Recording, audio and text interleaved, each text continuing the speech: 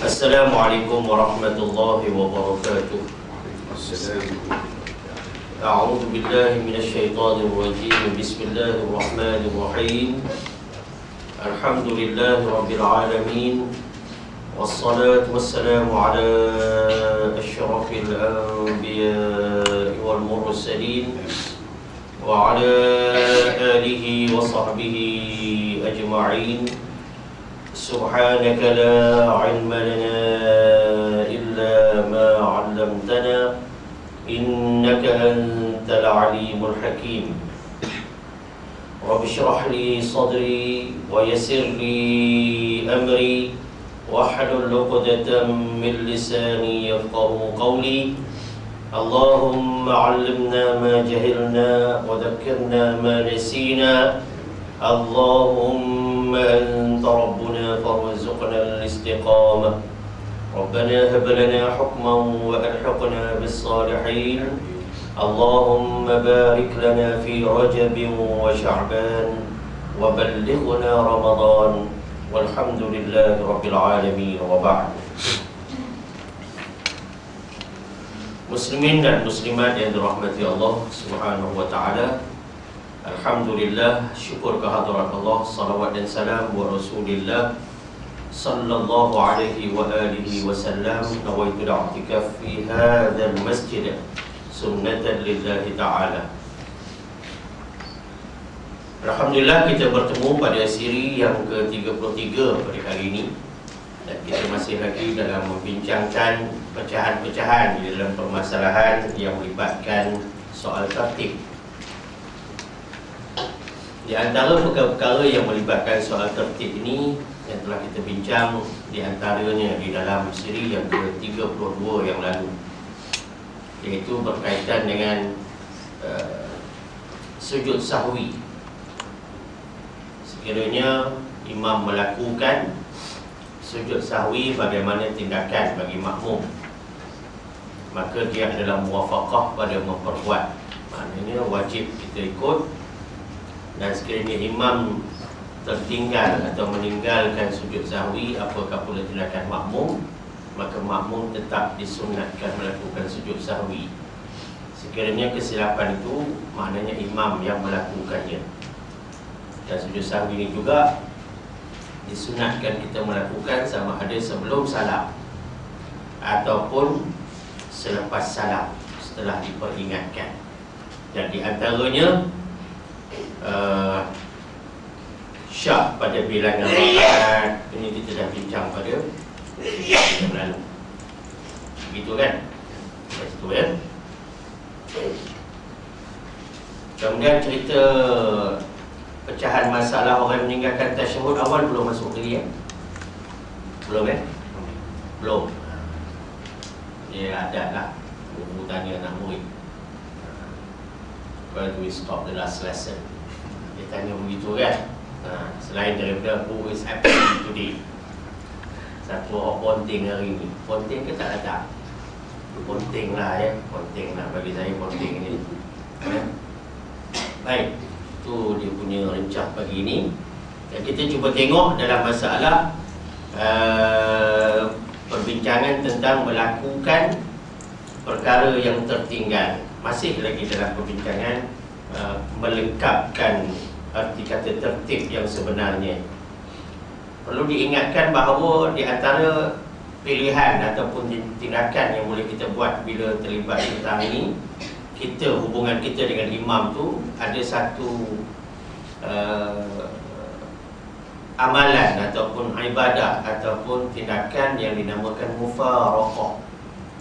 Mufaraqah ni kebanyakan orang kalau dia tak mengaji betul-betul, dia ingat benda ni benda yang negatif.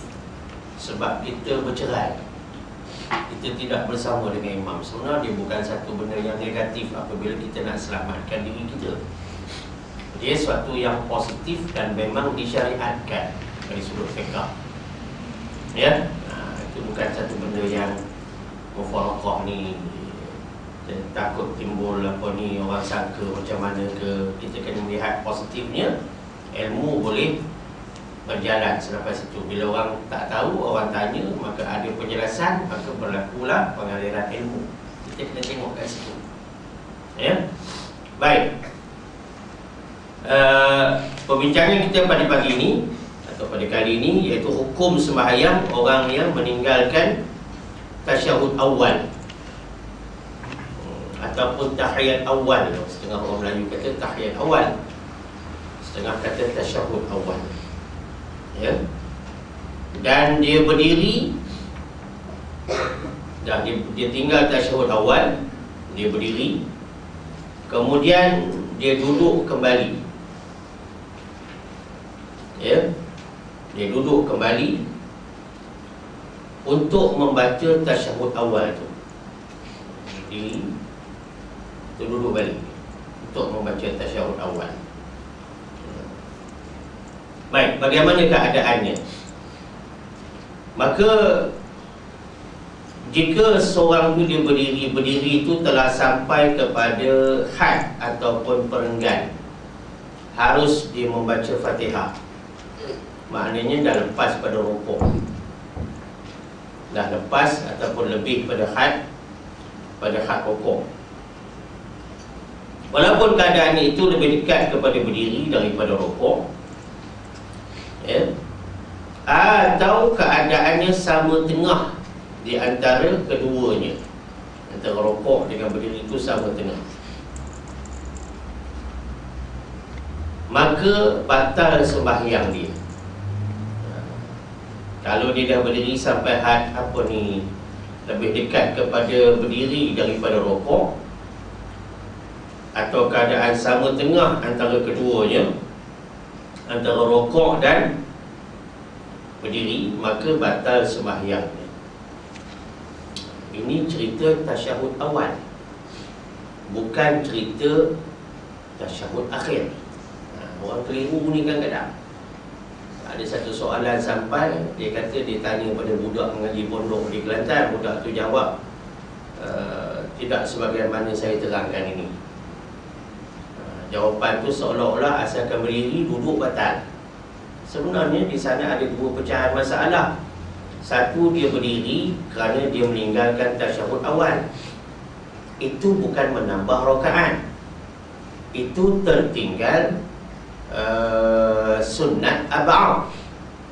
Tapi kalau dia berdiri untuk rakaat ke-5, mana ada 5 rakaat sembahyang. Nah, itu lain cerita. Ya. Walau bagaimanapun, di antara tindakan yang perlu diambil adalah melakukan sujud sahwi, tetapi dia ada kesan kepada hukum. Satu, hukumnya boleh batal ataupun batal. Satu, hukumnya tidak batal apabila dia duduk. Jadi bukan makna benda tu serupa belaka. Dan benda ni tak boleh kita applykan mengikut formula mathematics. Kalau begini, begini. Tidak semestinya begitu. Ya? Sebab berdiri dalam sembahyang ni ada status yang tersendiri. Dia tidak sama semua berdiri. Jadi kalau dalam keadaan dia meninggalkan tasyahud awal, dia berdiri sampai had rukuk, atau antara rukuk dan berdiri, atau berdiri hampir lebih kepada berdiri, itu dia tinggalkan tasyahud, dia bangun pada tahap yang tadi, dia duduk balik batal. Dia duduk balik batal. Yang menegur subhanallah, kalaulah ini sembahyang berjamaah, dia boleh dua perbincangan. Satu, munfarid, dia sembahyang seorang diri. Sembahyang seorang diri, dia kena mempunyai pengetahuan yang mantap. Tapi kalau dia sembahyang berjamaah, maknanya dia menegur tu satu kemestian ataupun keharusan bagi dia menegur dengan subhanallah. Tapi masalahnya imam lah pula. Adakah imam memahami subhanallah itu mesti buat on the spot perubahan, ataupun imam ni boleh KIV dulu, dia dengar, dia sebagai satu reminder bagi dia, peringatan bagi dia, yang aku akan menyempurnakan kemudian. Inilah masalah imam-imam kena ada ilmu, bukan setakat mengimamkan sembahyang. Imam kena ada ilmu sembahyang, bukan setakat mengimamkan sembahyang. Ini kena faham baik-baik. Ini faham tak ayat saya tu? Kalau tak faham juga, kena buat sesuatu dah Datuk. So, minum air zam-zam banyak-banyak. 2 makan tamar ajwah banyak-banyak, first grade tu. 3 makan kismis banyak-banyak. 4 makan buah tin banyak-banyak dengan tin-tin sekali. 5 makan buah delima banyak-banyak dengan minyak-minyaknya sekali. Lepas tu makan daging unta. Maknanya baru boleh jadi orang Arab. Kalau tak faham juga ada tak? Pasal rasanya boleh faham tu, sebab saya susun bahasa tu dengan jalan yang tidak menyalahi kata bahasa rakyat tu. Baik. Maka kalau dalam keadaan begitu, maka batal sembahyang dia. Oleh itu, apabila dia meninggalkan tasyahud awal dan dia sudah mulai hendak berdiri hingga melepasi had rukuk, maka haram ke atasnya kembali duduk untuk melakukan tasyahud awal atau tahiyat awal, kerana ia telah memasuki rukun yang lain. Sebab rakaat ketiga tu dah masuk rukun. Rakaat kelima bukan rukun. Rakaat kelima tu tersilap dan tidak masuk bilangan 5 tu dalam rakaat semayang. Sebab tu bila kita belajar tajwid pun, kalau dia kata hukum mat itu, katalah hukum umum ma'arif li sukun tu boleh 6 harakat, boleh 4 harakat, boleh 2 harakat. Tidak gitu. Bukan bermakna 5 harakat tu juga boleh, walaupun 5 tu duduk dalam 6, duduk bawah 6. Tak gitu gini. Ataupun membaca 3 harakat, walaupun 3 harakat duduk dalam bawah 4. Tapi tidak semestinya 3 harakat ni boleh. Sebab angka 3 dan 5 bagi ma'arif li sukun tak masuk buku, kata orang. Tak masuk buku. Jadi bukan setakat dibaca panjang, tapi panjang tu mesti menepati, bertepatan. Makna tepat dan betul. Bukan mana asal panjang. Sebab itulah bila imam-imam ni dia baca Fatihah dalam sembahyang, bila dia tak menepati 6 harakat, maka bacaannya dipertikaikan. Kalau dia buat 5, 4, 3 bagi mat lazim kelmi musaqqal sebagai tamsil, analogi perbandingan, tak boleh. Sebab mat lazim tidak ada angka 5, 4, 3. Mat lazim 6. Dia begitu. Maka di sanalah ada satu kemahiran mengukur kadar-kadar bacaan, yang benda ni tidak boleh selesai dengan cara ICT. Masuklah program apa pun, nak test kita punya mat tak boleh. Dia mesti menghadap guru juga. Benda-benda macam ni. Ya. Jadi muslimin muslimat yang dirahmati Allah Subhanahu Wa Taala, kenapa bila dia dah bangun lebih pada hak rukuk untuk melakukan rakaat ketiga, tiba-tiba dia duduk batal? Alasan bagi ulama-ulama fiqh, sebab haramnya itu, kerana dia telah memasuki rukun yang lain. Bila dah masuk rukun lain, nak turun balik tak boleh. Sebab yang dia tinggal ni adalah sunat ab'ah, bukan rukun. Lain cerita perbincangan kita dalam siri-siri yang lalu. Kalau dia tertinggal dan dia teringat balik di dalam beberapa pecahan permasalahan, dia kena patah balik. Sebab yang dia lupa tu rukun. Ini masalah tertib. Tertib ni mana kena ikut elok-elok. Kalau yang dia tinggal di sunat ab'ah, dia tak boleh. Dalam contoh tasyahud awal, makna tertinggal ni pun bukan sama statusnya. Tak kita gini, orang perempuan lah kadang-kadang selalu tertinggal barang tak? Bila dah tubik rumah, tak kita dah tu tubik dah tutup geril dah pasang alam dah tutup pintu gate, kata orang Melayu, pintu gate dah pakai kasut buat tinggi walaupun dah berbangkok dah, tubik pula dah lalu pula pokat pula dah lambat-lambat gitu, masuk pula tol pula tak boleh U-turn. Tiba-tiba isteri kata habis ayat tu habis, walaupun habis maknanya ada satu bel akan jawab, kedai bel nama dia. Hak suami kedai bel, dia akan jawab bel juga. Apa? Tinggal bel. Tinggal apa? Tinggal handphone. Mula temperature naik. Ini status tinggal handphone. Abang, kau dia tengok cincin yang kau beli tu, bang. Kita nak pergi makan kedua ini. Oh, kena balik dia kata. Mau aku beli kamu. Dia status tinggal. Ni cerita status tinggal. Tapi kau kata, bang, kau dia silap pakai kasut. Tak apalah, kamu pakai kasut, kamu tidak pakai kapur. Status tu tak sama. Status tinggal. Baik, gambar dia tinggal macam mata hitam. Tak apa, moga cuma mata hitam. Moga mu putih tu. Dia jawab gitu. Tapi bila handphone tinggal, orang nak panggil mu nanti mana? Mu punya nombor tu orang tertentu saja adanya. Patah balik dia kata. Oh, nak patah balik. Nampak? Maka temperature dia lain. Dia punya jawapan tu jawapan macam exorcist. Linda Blair punya jawapan. Oh, kau gitu. Talking sound, ya, bunyi macam bunyi katok. Tak apa ni? Cerita balik sini. Sebab sudah memasuki rukun yang lain. Tetapi jika perbuatannya kembali duduk itu dengan sebab lupa. Lupa tadi kena makan 4-5 makanan awak terbaik di dunia. Tidak kata jus tok bubu saja awak baik. Awak saya cadang tadi tu baik belaka tadi tu. Buah tin dengan tin-tin dia sekali.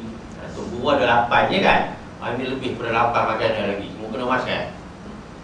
Dah. Nak ceritanya tersebab lupa. Lupa ni di antaranya ulama-ulama apa ni Timur Tengah bagi tahu cuba elokkan makan palikan. Palikan. Ikan besar mana Ustaz? Segala kepala ikan. Ikan bilis nasi lemak bersama. Saya cukup pantang kalau makan nasi lemak, ikan bilis orang tak buang kepala. Memang saya semelih seko-seko tu. Lambat dah jadinya. Yang marah tu pasal lambat. Kita ni lapar. Kira nak buang benda tu satu. Kepala ikan bilis satu. Tai ikan bilis dua. Nah, telur pula ada pula kulit melekat kat situ 3. Moga kita ni hati-hati makan. Kita main dengan Quran ni kena jaga molek makan. Orang nak bagi orang Quran ni makan dia pun kena baik macam Datuk dah. Bagi chicken pie. Tu chicken pie bagi. Bukan senang 2 hari tu cukup kena nyedia ni Datuk. Kalau apple pie memang senang.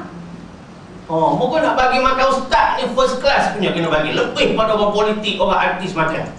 Lebih pada ahli sukan makan. Mu nak beri ustaz makan ni. Kena bagi hak terbaik. Macam mu beri ayah mokmu makan. Tidak gitu gini. Itu nak menghormat atau adab atau akhlak. Ya. Jadi ini cerita pun sebab lupa.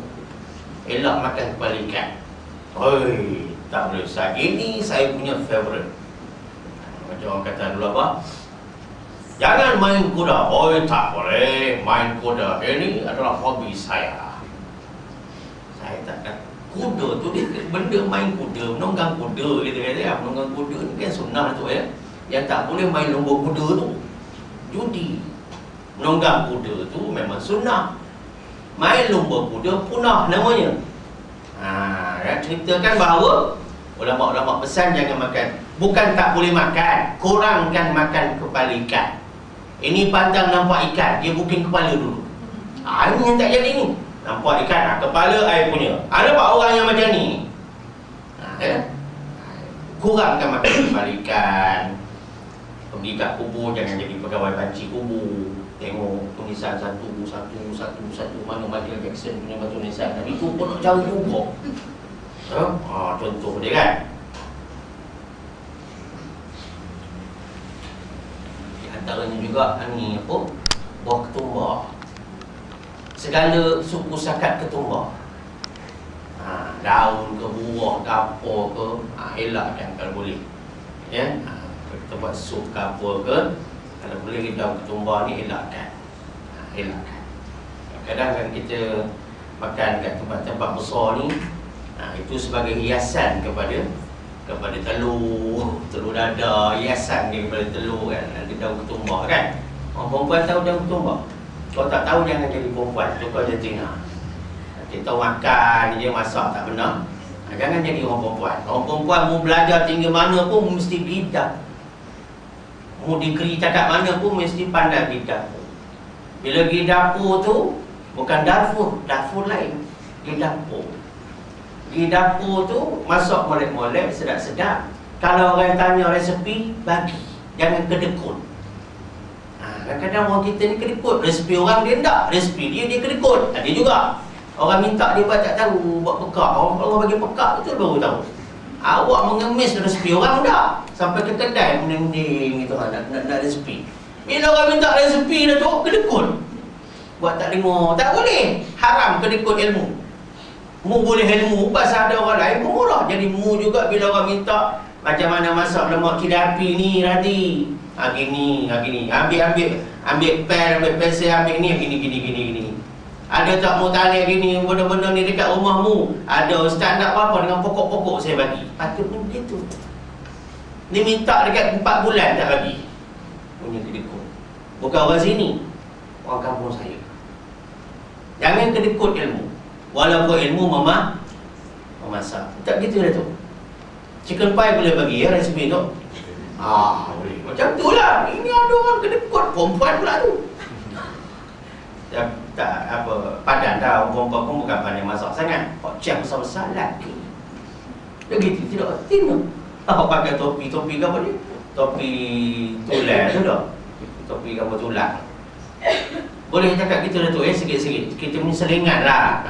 Ini selingan ni akan jadi apa kata orang evergreen. Dia macam lestari juga ya. Contoh. Oleh itu faham-fahamlah apa yang Ustaz cakap.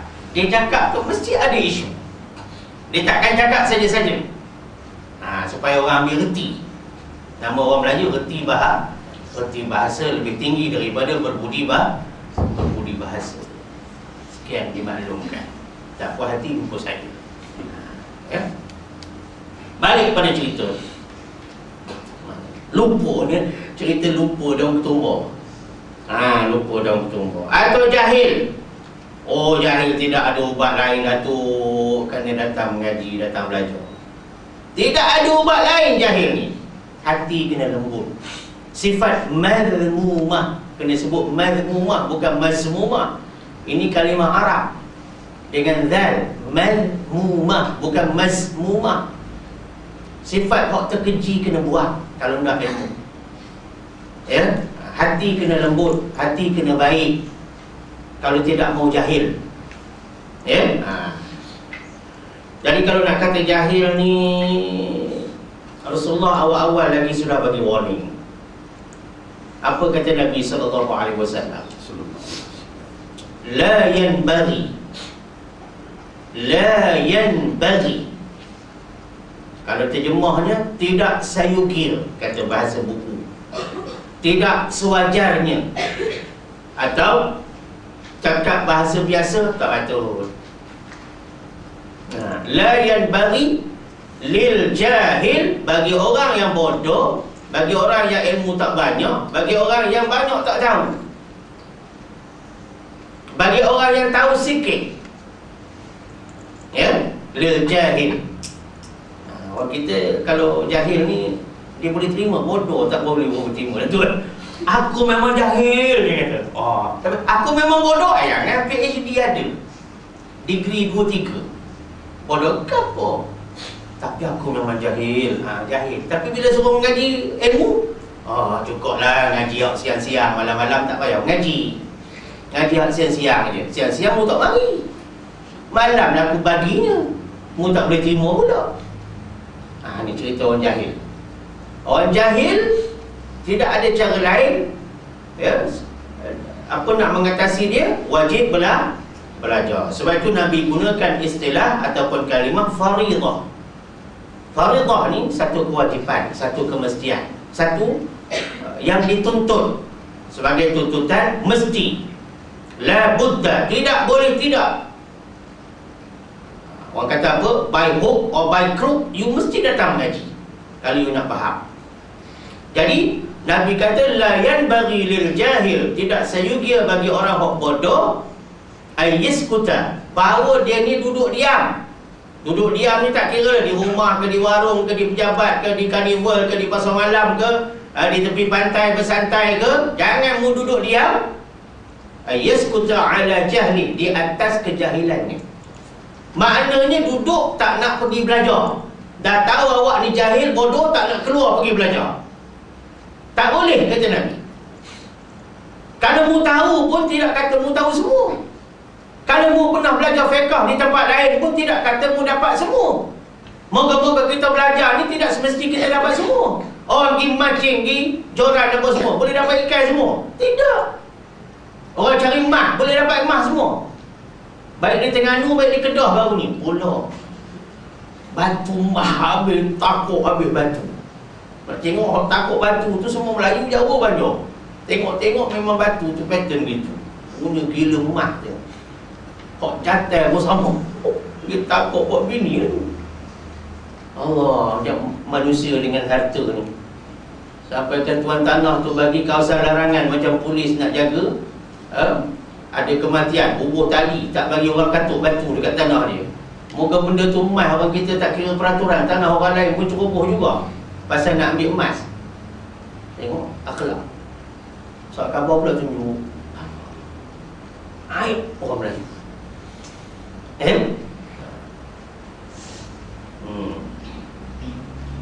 Mana dia situ begini.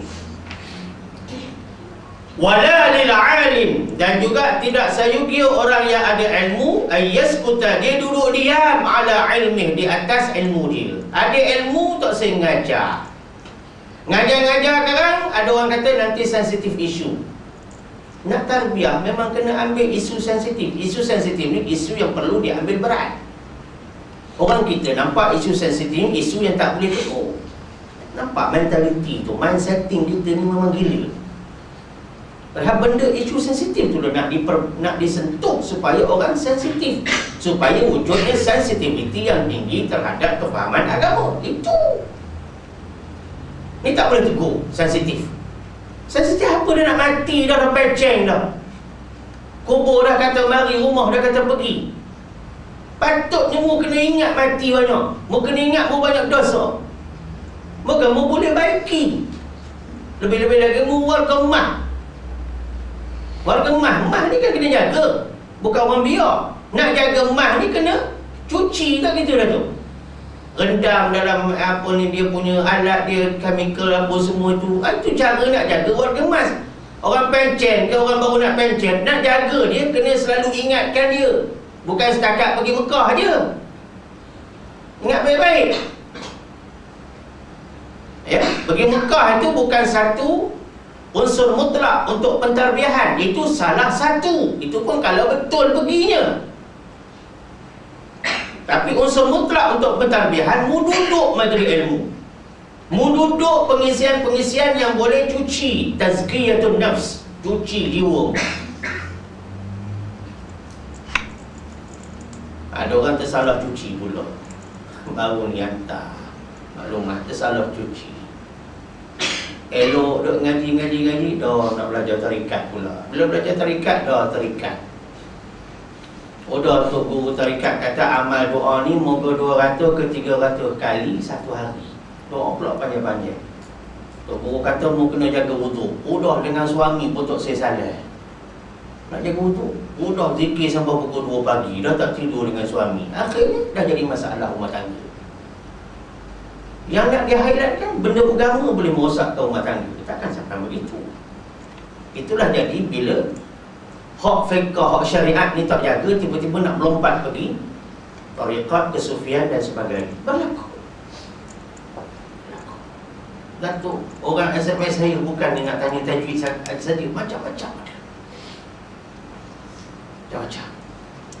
Ni nak cerita apa ni? Cerita jahil. Dia nak ubat penyakit jahil, tidak ada cara lain. Mu kena bagi masa untuk agama. Itu saja. Mu kena rasa belajar agama ni sebagai satu kewajipan, bukan satu kesempatan. Satu yang dimestikan, bukan satu yang dijemput, dipersilakan. Tidak. Agama ni dia begitu. Kalau pun banyak sangat options, you kena letak ranking nombor 1 agama. Lepas tu baru makan kenduri hak lain-lain. Agama dulu. Tapi masalah kita ni, bila buat pilihan, kita potong satu, ambil satu. Kita jarang ada buat tindakan ambil semua untuk win-win situation. Kita boleh bagi 1000 alasan, tapi sebenarnya menunjukkan di situ kita kena terima, admit kita punya kekurangan kita. Kita tak boleh win-win situation, kita nak pilih. Itu kelemahan sendiri. Ya, kita motivasi campur sikit lah pagi ni, kan? Moga kita tidak masuk apa motivasi pagi kat TV, kita masuk TV ni pun jadilah. Tak kita gini, motivasi kat TV tak betul, baik benda-benda gini, cut, cut tu yang tak tahan. Saya pernah masuk studio, itu yang tak tahan, main cut tu, itu yang baik. Tetapi jika perbuatan kembali duduk tadi, daripada rakaat ketiga dia duduk dengan sebab lupa atau jahil akan haram, akan hukum haramnya, maka tidak batal sembahyangnya. Macam mana boleh lupa ya berdiri? Ingat, duduk, ingat. Tiba-tiba kes tu di bawah tajuk perbincangan section lupa. Maknanya dia letak lupa tak kena pada tempatnya. Seperti orang kita, ada juga yang malu tak kena pada tempatnya, ya? Atau jahil. Ada satu budak muda kat satu masjid. Ini tak tahu saya nak urus status apa. Orang salam semayang kanan dulu, tak gitu. Dia salam bagi kiri dulu. Assalamualaikum warahmatullahi. Pula budak dia tengok aku. Aku beri kanan tu dah, dia salam kiri dulu. Salam pertama dia paling kiri. Ingat saya lupa ke jahil? Ada lah tu. Tuan-tuan dekat masjid ni je macam orang pandai-pandai belaka kat sini. Saya merata sepi, jumpa belaka. Orang ke kanan, dia seorang ke kiri. Dia salam pertama ke kiri. Aduh, kata. Ada. Itu nak kata status apa tu? Lupa campur jahil lah. Luhil ke apa?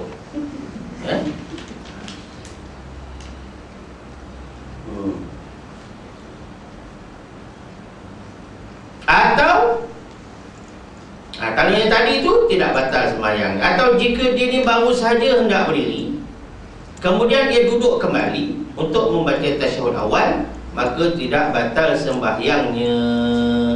Satu lagi kes tak batal sembahyang, dia baru saja hendak berdiri, maknanya belum sampai had berdiri. Belum sampai had berdiri. Had berdiri ni rokok lah. Rokok lah had berdirinya. Mana belum sampai had rokok, lalu dia duduk kembali untuk membaca tasyahud awal, maka tidak batal sembahyang. Tidak batal sembahyang. Ini pernah jadi pada saya sendiri. Imam sembahyang asar, nak kuliah asar, jadi jangan main-main, ya. Bukan kata Ustaz Rosli MZ tak jadi semua. Tak. Kita tak ada kebal. Namanya manusia ada buat silap. Walaupun kita mengajar, tapi kadang-kadang tu Allah buat benda tu ada hikmah dia. Nasib baiklah jemaah ni jemaah belajar belaka. Tak adalah subhanallah, subhanallah, subhanallah, saya sambung alhamdulillah, la ilaha illallah, Allahu akbar, jadi 9 tasbih sehari pula. Agaknya sebab Ustaz Rosli tu dia tak berani subhanallah belakang, agaknya ada kiraat lain gitu. Kiraat apa benda ke? Amba lupa. Mana? Tapi lepas tu subhanallah seorang pun tak tanya. Kalau imam lain tu mungkin punya tepuk belakang lupa. Apa kena mu? Tapi bila Ustaz Rosli buat, itu yang saya takut juga tu. Bila saya buat, orang tak tegur. Kerana garang sangat ke? Dah, kalau saya silap, kena bagi tahu. Tapi beradablah kan? Beradablah. Maafkan saya Ustaz. Jangan depan-depan orang. Ustaz sihat ke? Itu pun tak boleh juga. Macam saya ni tak sihat. Sihat ke? Itu macam kau Ustaz boleh. Susah tu nak cari. Macam Zuliadah nak cakap dengan Nabi, apa ayat nak digunanya tu. Dan gitu gini. Yang pentingnya begitulah. Seorang pun tak tegur. Tapi izin Allah, balik baru nak bangun tu, duduk balik. Duduk balik. Lepas tu, apa apa yang saya perlu buat adalah sujud sahwi. Sebab itu satu kelupaan yang berlaku, walaupun belum sampai had rukuk, walaupun dia bukan untuk rakaat kelima. Maka tidak batal semayang dia. Kalau dia baru nak berdiri, dia duduk.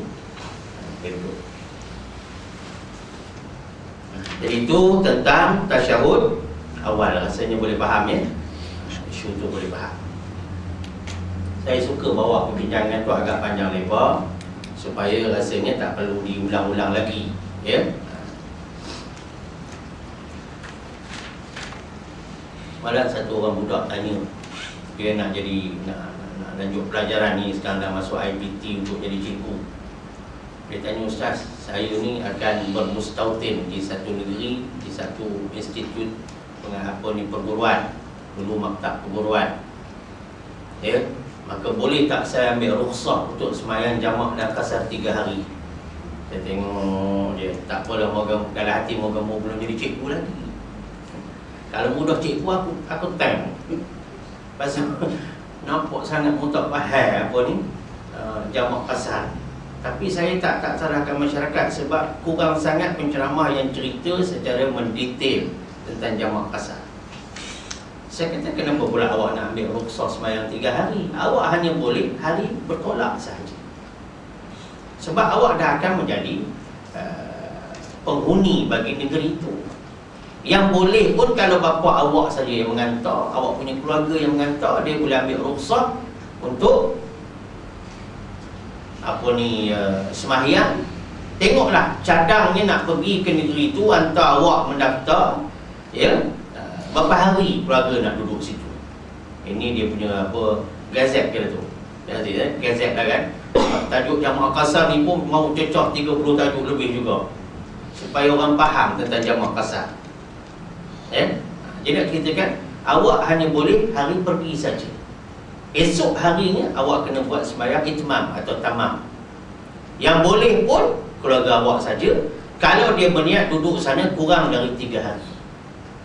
Kalau dia niat duduk sana 4 hari, dia tak boleh dah hari kedua. Tapi kalau dia tak tahu berapa hari dia nak duduk, dia nak shopping ke dekat Pekan Rabu tu ke apa ke, ya, dia boleh cecah 4 hari. Itu jawapan secara ringkas. Mungkin orang yang jarang dengar kuliah tak faham juga. 3, 4, 3. Ada dia tak faham, dia nampak nombor, ya, ataupun 2 rukun fi'li, 3 rukun panjang, 4. Itu pun dia kelang kabut juga. Sebab ada ustaz sebut 2, ada ustaz sebut 3. Itu pun kadang-kadang menyebabkan orang yang belajar fiqh ni tidak berapa mantap dia punya kefahaman. Itu cerita dia. Dia awak buat masa jamak kasar hari pertama saja, hari pergi. Itu contoh,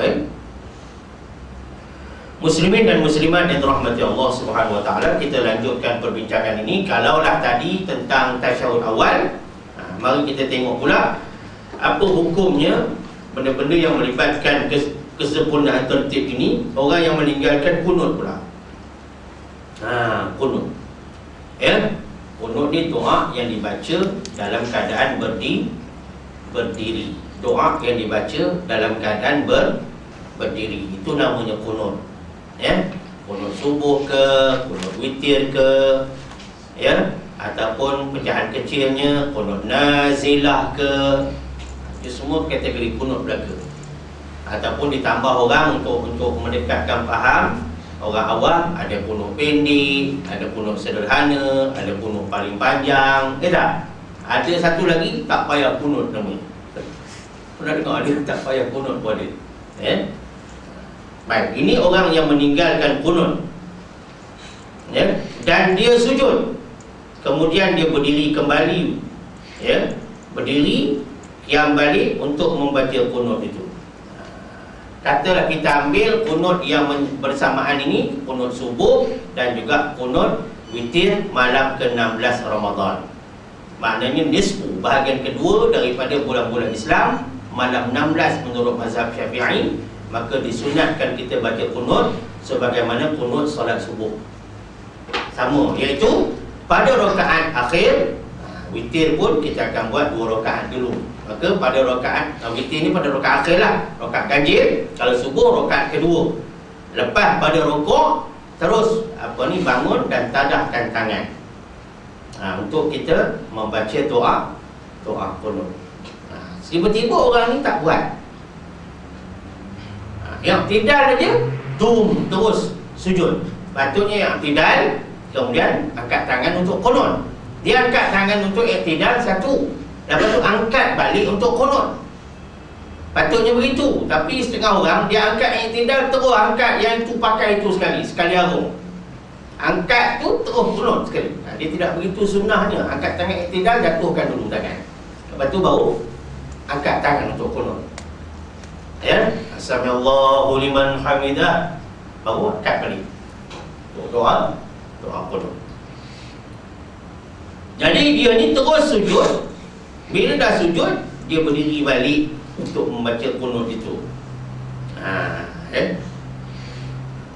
Maka jika dia ni sujud, orang ni tadi, iaitu dia telah meletakkan semua anggota sujud. Bila kata sujud, mestilah dia telah memenuhi syarat-syarat sujud, iaitu 7 tulang atau 7 anggota sudah tetap berada di bumi, baru namanya kita boleh kata sujud.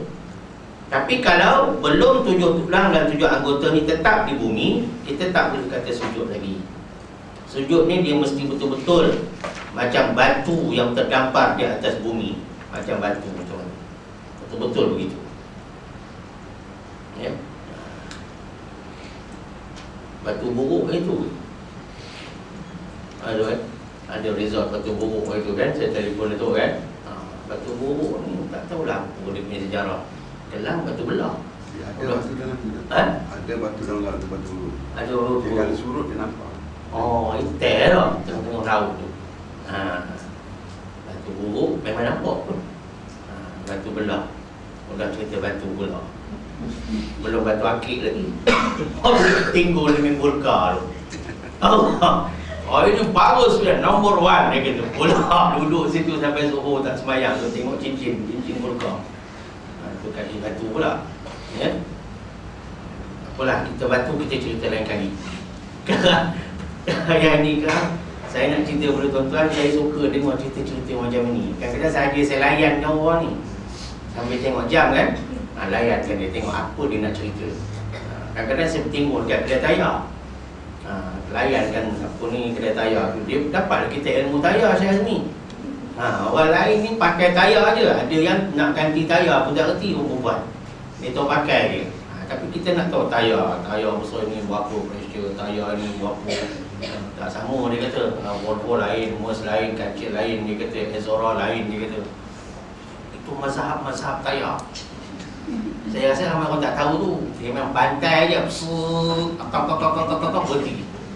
Lepas tu naik kereta, pitak orang dalam kereta tu. Dia gelegam gitu. Bagi dia asalkan pam sudah. Ya. Itu cerita.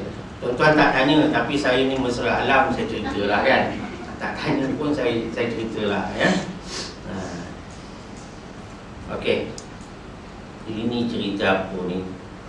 Cerita dia belum semua anggota sujud ni belum lagi tepat. Ya. Belum, iaitu telah, kalau sujud ni dia meletakkan semua anggota sujud di tempat sembahyang. Tapi kalau yang dikatakan tidak sempurna sujud, dia belum lagi menetapkan 7 tulang ataupun 7 anggota di tempat sembahyang, ya, di bumi atau di sajadah. Jadi jika dia disujud, iaitu telah meletakkan semua anggota sujud di tempat sembahyang walaupun dalam keadaan belum tetap. Letak dah tapi belum tetap, maka batal sembahyang dia. Belum tetap ni maknanya dia betul-betul grip, dia punya anggota tu betul-betul tekan betul. Sebab sujud kalau nak dapat kesempurnaan memang kena tekan. Kena tekan sebagaimana yang saya terangkan dalam siri rukun sembahyang tajuk sujud pada siri-siri yang sebelum ini. Maknanya belum tetap tapi dia dah letak dah. Maknanya dah kena dah dahi, 2 tapak tangan, 2 kepala lutut, 2 kaki, jari jemari untuk 2 kaki, perut, jari jemari untuk kedua-dua kaki. Dia dah letak tapi dia belum tetap saja. Kalau dia bangun, untuk melakukan kunut, maka batal sembahyang. Tetapi jika dia belum meletakkan semua anggota sujud di tempat sembahyang, kemudian dia berdiri kembali, maka tidak batal sembahyangnya, kerana dia belum memasuki rukun yang lain. Apa dia rukun yang lain tu? Iaitu sujud. Jadi dia punya turning point dia, dah masuk rukun ke belum? Kalau tasyahud awal dah bangun tegak, makna masuk rukun, iaitu rakaat ketiga untuk qiyam. Kalau dia tinggalkan kunut, dia sujud, dah letak 7 tulang, makna dia dah masuk dah rukun sujud selepas daripada dia i'tidal. Kalau dah masuk, batal kalau dia bangun balik. Tapi kalau belum masuk rukun, makna dia baru turun. Turun apa dia? Turun perut jari jemari kaki, kemudian baru turun 2 kepala lutut yang beralas. Baru turun situ, baru teringat kunut tak baca lagi. Ataupun ditambah lagi 2 lagi anggota, 2 tapak tangan, cuma dahi je belum sampai. Faham tak ni? Sama ada dia turun dengan cara letak lutut dulu atau tangan, ataupun vice versa, dia turun tangan dulu baru letak lutut, tapi kepala belum lagi, dahi belum lagi. Kalau begitu, ya, dia tidak batal. Yang batal ni kalau dah lengkap 7 anggota, dia bangun balik, baru dikira batal. Ya. Tapi kalau belum letak, dia bangun, batal ke tidak? Tidak. Sebab dia belum masuk rukun. Okay? Atau jika perbuatannya kembali berdiri itu dengan sebab lupa. Ya, lupa. Sekali lagi, kes lupa ataupun dia jahil akan haramnya, maka tidak batal sembahyangnya. Dia turun walaupun dah tetap 7 anggota, tapi kes lupa. Kes lupa ataupun kes jahil. Sebab itulah bagi sembahyang berjemaah dalam konteks ini, makmum jangan terlampau mendekati perbuatan imam. Bagi laluan dulu. Kadang-kadang imam ada silap. Bila silap, jadi makmum dah standby berdiri, belum buat apa-apa lagi. Tapi bila makmum nak konvoi imam betul-betul, nak bontot imam, itu yang jadi Charlie Chaplin tu. Jadi gitu jadi. Yang masbuk pula tengok apa hal pula ni. Ada semayang besi baru, macam spring boleh naik balik. Ya. Cuba kita ambil kira. Jadi kalau kes lupa ataupun jahil akan haramnya, maka tidak batal sembahyang. Muslimin dan muslimat yang dirahmati Allah Subhanahu wa taala. Kita tengok sedikit lagi, iaitu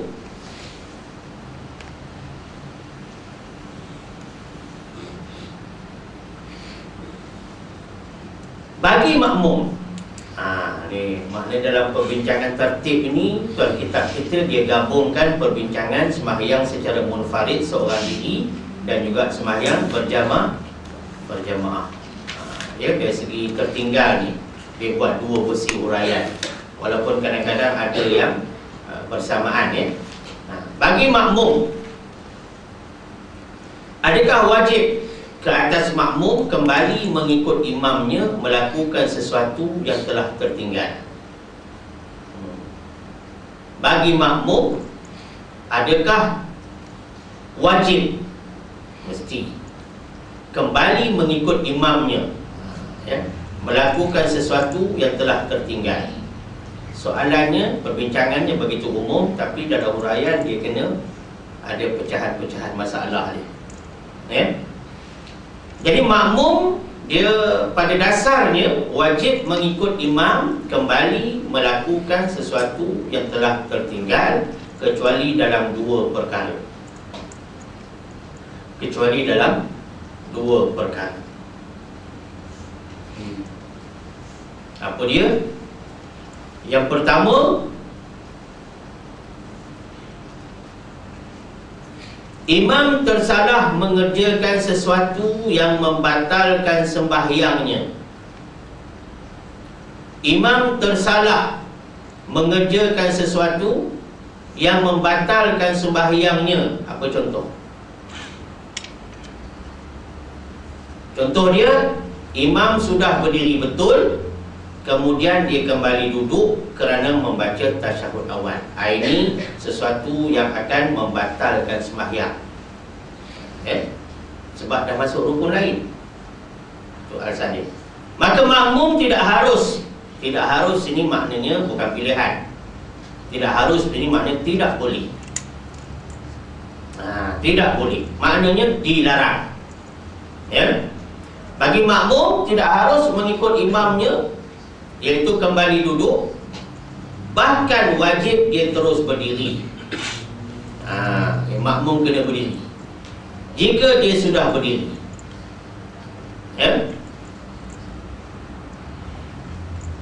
Makmum tidak boleh, yang ini tidak harus mengikut imamnya. Jangan ikut imam berdiri balik lah, atau imam dia duduk balik. Ini masalah tasyahud awal kan. Jangan ikut imam dia duduk balik. Makmum dia kena wajib terus berdiri jika dia sudah berdiri, atau ia masih duduk, maka dia wajib berdiri. Jangan duduk mengikut imam. Macam mana? Kita ulang balik ayat ni bagi nampak. Makmum tidak harus mengikut imamnya. Imamnya macam mana? Imam yang dah berdiri duduk balik, jangan ikut. Jangan ikut. Iaitu kembali duduk. Siapa yang kembali duduk? Imam ni kembali duduk, jangan ikut. Bahkan mana pada makmum, bahkan makmum ni wajib dia terus berdiri kalau dia sudah berdiri. Sebab dia masa imam berdiri tadi, makmum ni jenis memang minum teh tarik dengan imam tiap-tiap pagi. Apa saja imam buat, imam minum apa? Teh tarik satu, awak samalah dia kata. Sebab imam teh tarik, ini pun teh tarik juga. Ini imam berdiri, dia pun berdiri juga. Satu koloni, satu brand. Dia pun berdiri juga. Kalau dia dah berdiri, tiba-tiba imam duduk, jangan duduk, teruskan berdiri. Itu makna jika dia telah berdiri, makmum jangan duduk. Atau kalau dia ni makmum ni masih duduk, imam dah berdiri, makmum pula duduk. Yang tadi makmum memang sami'na wa ata'na, imam berdiri dia pun berdiri. Yang makmum ni dia pakai otak sikit. Imam berdiri dia pun terpinga-pinga sekejap, dia duduk. Makmum ni duduk, imam berdiri, rakaat ketiga. Dia tinggal tasyahud awal. Kalau imam berdiri, makmum ni masih duduk, maka makmum ni pula wajib berdiri. Dia wajib berdiri. Jangan dia duduk mengikut imamnya. Maknanya jangan dia duduk tunggu imam duduk balik. Nampak tak tu? Ke tak nampak? Faham ke tu? Ke tak faham? Yang kedua ni nampak apa ni, complicated sikit tak? Tasyahud awal, sembahyang berjamaah. Sebab tu dia bawa bincang sembahyang berjamaah. Sebab sembahyang berjamaah ni dia keliru sikit. Imam tertinggal tasyahud awal, imam berdiri, yang makmum terus duduk. Duduk ni adalah makmum yang subhanallah, ada yang makmum senyap. Lepas tu dalam keadaan macam ni, imam berdiri, makmum duduk, makmum tak boleh duduk, dia kena berdiri. Jangan dia duduk tunggu imam duduk balik. Sebab bila imam duduk, imam dah batal, tak boleh ikut orang yang batal. Yang pertama tadi, imam berdiri, makmum berdiri. Lepas tu imam duduk, jangan ikut. Itu yang pertama. Yang kedua, imam berdiri, makmum duduk. Makmum jangan duduk, dia kena berdiri. Dan jangan tunggu imam duduk dalam keadaan dia duduk, sebab dia akan mengikut orang yang dah batal. Dua masalah. Dua masalah dalam pecahan pertama daripada dua pecahan. Kemudian dah dua tadi tu dah berdiri, maknanya dua-dua tindakan tadi dah berdiri kan. Kemudian maknanya kemudian ni bagi siapa? Bagi makmum. Bagi makmum. Kemudian dia menentukan sikapnya. Ni stand kita macam mana. Kita apa-apa buat pun kita kena ada stand. Bukan motor je ada stand. Ya, itu pun tak boleh pakai juga motor tu. Jalan-jalan stand pun tak tongkat balik. Dia tunggang langgang kat depan tu. Sebab stand tak betul. Stand tak betul pun tak boleh. Dia kena stand yang betul. Pendirian yang betul. Pendirian betul ni macam mana dia, Abdul Aziz? Macam ikan dalam laut. Tak masing dengan ikan. Ikan keli dengan ikan apa? Dengan ikan semilang. Mana masing? Ikan keli kata, aku ikan laut, daging aku masin. Dak. Ikan keli kata, mu flower boleh kata. Aku ikan sungai ni pun daging tidak masin juga. Mu jangan nak aksen ikan keli dia kata. Kita sama-sama ikan. Begitu gini, ikan. Ini Allah buat begitu, tuan-tuan. Kita tengok supaya kita ambil falsafah pendirian. Ikan takkan masin walaupun duduk di laut. Dia masin bila duduk dalam kuali atau duduk dalam besin sebelum goreng dalam kuali. Air laut pun dia ada stand dia. Antara air laut dengan air di kuala tak sama. Air laut masin, air di kuala tak masin. Rupanya satu kajian dibuat melalui pinch paper.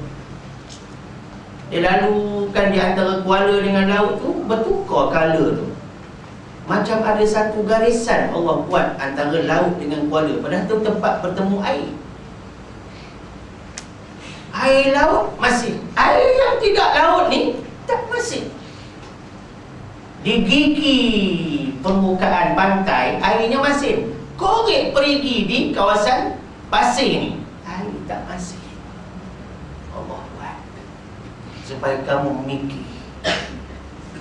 Maknanya air pun tak kacau sepadan orang lain. Aku air laut masin, mu tidak laut, mu tidak masin. Ada adab di antara air. Allah Akbar. Tuan-tuan kalau baca tafsir sedap. Yang bukan makna baca fiqh tak sedap pula. Ustaz lepas ni buat tafsir ayatnya semaya tak habis. Tafsir biar orang lain dulu. Dan Allahu Akbar. Kemudian dia menentukan sikapnya. Soal sikap cerita air, cerita ikan tadi ni. Jangan jadi mengkarung, sesumpah. Tak ada pendirian pun. Duduk tempat merah jadi merah, duduk tempat hijau jadi hijau, duduk tempat biru jadi biru. Tak ada pendirian. Kemudian yang menentukan sikapnya iaitu sama ada nak niat mufaraqah, dah berdiri makmum ni tadi. Okey, sekarang apa tindakan kita? Nak mufaraqah atau menanti imamnya berdiri? Walaupun imam tadi kalau ikutnya batal, tapi masih ada lagi jangka hayat bagi imam ni selamat, iaitu jangka hayat dia apa? Lupa atau jahil. Di sinilah makmum bersangka baik. Kenapa? Sini baru datang husnuzon dalam ibadat. Makmum bersangka baik. Di antara makmum bersangka baik apa? Dia pergi sembahyang tempat yang pertama kali dia pergi, maka dia tak dapat nak nilai bacaan imam dan dia pula masbuk, dia tak terima.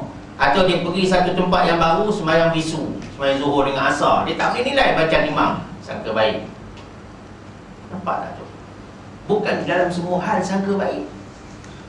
Khasnya dalam masalah ibadat.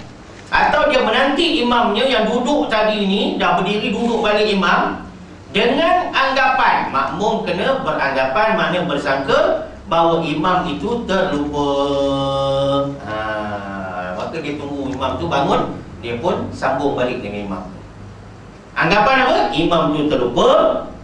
Tetapi menurut fiqh dalam mazhab Syafi'i adalah lebih aula ataupun lebih afdal dia berniat mufaraqah. Itu lebih baik baginya daripada terus mengikut imam yang imam yang nampaknya tak berapa stabil. Lebih baik kita selamatkan diri kita daripada kita ikut pemimpin yang tak berapa stabil. Itu maksud dia. Imam ni pemimpin lah, tak stabil. Lebih baik kita selamatkan diri kita. Selamatkan diri kita bukan makna kita tak sokong dia, tapi dalam hal beribadat, minta maaf. Caramu, aku hak belajar, aku nak amal hak aku belajar. Mana lebih baik dia berniat mufaraqah. Sampai situ dulu. Wallahu a'lam. Yang baik daripada Allah silakan saya sendiri. Wabillahi taufiq wal hidayah. Wassalamualaikum warahmatullahi wabarakatuh. Bismillahirrahmanirrahim. Allahumma arhamna bil Qur'anil Karim waj'alhu lana imaman wa nuran wa hudan wa rahmah birahmatika ya arhamar rahimin. Walhamdulillahi rabbil alamin. Subhanallah bihamdihi subhanakallahumma bihamdik asyhadu an la ilaha illa ant astaghfiruka wa atubu ilaik. Bismillahirrahmanirrahim. Wal 'asri innal insana lafi khusrin illa alladhina amanu wa 'amilus shalihat wa tawasaw bil haqqi wa tawasaw bis sabr. Shadaqallahul 'azim.